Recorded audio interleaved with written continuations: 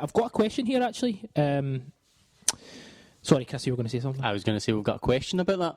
Terrific, on you go, fire away, brother. From 5 Fake Stars. I don't know if that refers... It's a Celtic fan, but I don't think that refers to our club. No. So at 5 Fake Stars on Twitter, a question for discussion. Do you think we've progressed under Ronnie? And if so, in what particular areas? Honesty stakes. I believe in the honesty stakes. We've certainly progressed. Personally, I'll go first because I never get a chance to answer first. What I would say would be that if you don't judge it on any, like, if you take it from this season, we've clearly improved and we've clearly progressed. Because if you look at Celtic now, then from the beginning of the season we're a shambles. So we've progressed from him being appointed, clearly. Where have we improved? Well, we're not conceding as many goals. We are still conceding, but we're not conceding as many as we did. So defensively, we're doing better. Since Guidetti's came in, we've got a player who's scoring goals. So, from that point of view, there's still room for improvement all over the place. But from a personal point of view, this is year zero, and we just need to win the league this season. So I don't know what anyone else thinks. Ciaran? Has his question progressed from since Ronnie started or progressed from last season? No, it'll be... I know it'll probably be from... Chris just changed the question to suit his own answer. No, well, I just... So I say we really progressed from last season. Have we progressed under Ronnie Dyler? Yes, we have progressed under Ronnie Dyler. Okay, yeah. We have. Yep, that's true. But what I think is about it, have we progressed as a club overall? So you can take it from whatever way you want. I have say just as a club manipulated. overall, no, because we seem to have gone back with our performances. We didn't have as many performances as this we did last year. I think you're forgetting last year because it was fucking dreadful at times. The season's not been really great either. I think the important thing is, though, it's not as if he's trying to... It's not a continuation of Lennon's work. He's not continuing with what Lennon done. He's trying to totally put his own stamp in it, and as Chris said earlier, it's a bit of a revolution. He's trying to kind of change the whole style of play and how things work behind the scenes, off the pitch, on the pitch. It's never going to be... You can't take it from where we were under Lennon or when Lennon left to where we are now, because it's a totally different level of progression and a different way of looking at things. Yeah, but I think he's doing well. He's getting there. I mean, as Chris says, he can only really judge him on are the team getting better under him. In terms of what he wants, and yes, they are getting better, but it's going to take time. And remember, he's only had one transfer window where he bought one player or something, and the rest were loans and free transfers, and he's really not had a chance to really develop things in that way. So another transfer window, we'll see what he does if he's even given any money. But to be honest, he probably won't be. It's Celtic might just think, well, we can just keep going the way we're going. Fans are relatively happy. Let's just keep it going. Well, a deal's already been done for Guidetti. It's just whether he signs. So clearly they are going to spend. No. They're going to at least bring in Guidetti. There's some money there, but there's less money. There's clearly less money for Ronnie than there has been for Lennon. And I think Louis is absolutely right. I think progression-wise, that's where we're coming on. We're working in a more constrained environment, but we're maybe in a better position within that. If Lennon was in the same situation with less money, right now, maybe he's had that team and he had it working a certain way and he might have got slightly better results over this period of time. But come next season and the season after, would be in a better position? I don't think so. And I think we talked about fitness. I think we can see the team are becoming fitter, which is something that we need as a team to progress anywhere in Europe. I think if Ronnie Dyler is still the Celtic manager in 2 years' time, like if he's been the manager for 2 years, and he has had the chance to implement his ideas, and he delivers a team that he has described in words. If that is how his team look in 2 years' time, I think the progress in the club and the style of play and the team would be absolutely immeasurable for the dross that Lennon had last year. I think as well, remember, it's not all doom and gloom. I mean, we're top of the league. with a game in hand. We went to the semi-finals of the League Cup after Christmas. We've got Hearts in the third round of the Scottish Cup, and then also we're a result away from going to Europe after Christmas. So Yeah. it's just the performances in the park aren't entertaining enough. It's just frustrating just now. Yeah. But I think that Chris. But like I say, it's going to take a lot of time because it is a work in progress, and he's only just come in and he is trying to change a lot. He's having to. I do think I touched on it earlier. I do think he's a couple of key players, if you will, away from being able to implement the system he wants to. I genuinely think that he's still searching for the guy to sit in front of the defence and dictate the play. Whether that's a guy we've got or is somebody he's going to sign. When's Diarra flying in? That's what I'm wondering. But genuinely, I think someone there could radically change how good we are. I mean, at times we've looked really nice, played some nice stuff this season. But I think if we got somebody there consistently, I think we could take it to the next level. And I'm hoping that come January we get that player.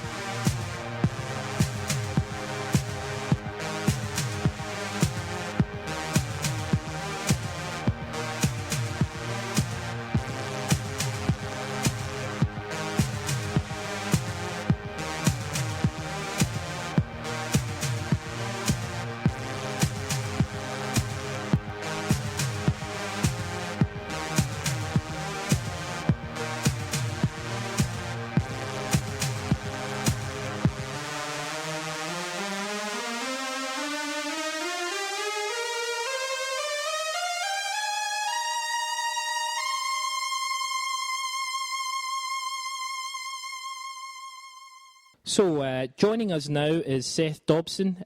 Seth runs a he's got a blog, 2-2-6blogspot.com. We'll promote that on the site. Seth, thanks for joining us. Thanks for having me. Yeah, great stuff. So we're just going to we've been tweeting back and forth, and you're very into Scottish football, sports and analytics. Just firstly, tell us how did you get interested in Celtic and Scottish football overall? Well, my wife and I took our honeymoon in Scotland a few years back, and I remember we were in Glasgow, and I saw the Hoops for the first time. As I didn't really know who Celtic were at that time. I was typical American, not really with any enthusiasm for soccer. But I remember I saw the Hoops for the first time, and I was like mesmerized. I was like, what is that, right? And I was to my wife, I was like, I want to get that. I want to buy a jersey, right? And she's like, you don't even know what that is. Why are you trying to buy a jersey for some soccer team that you don't even know about? So I was like, okay, fine. But then later on, after the 2010 World Cup, I really got interested in football. And because basically I got disinterested in NFL for a variety of reasons. And I kind of took on football as my new thing. And I wanted to support a club, that wasn't like typical Americans supporting, Manchester United or Chelsea or whatever. And then I remembered back to the Hoops, and I was like, well, let me look into Celtic. Like, what are they all about? And I was like, it was the club for me. I was like, I can't believe it. Like the history and the social component and the rivalry with Rangers and everything. I was like, this is the club for me.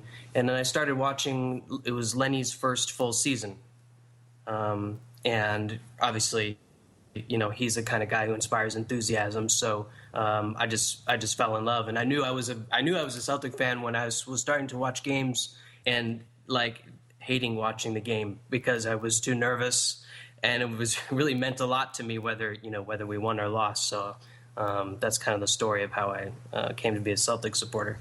Great stuff. Where is it you're from, Seth?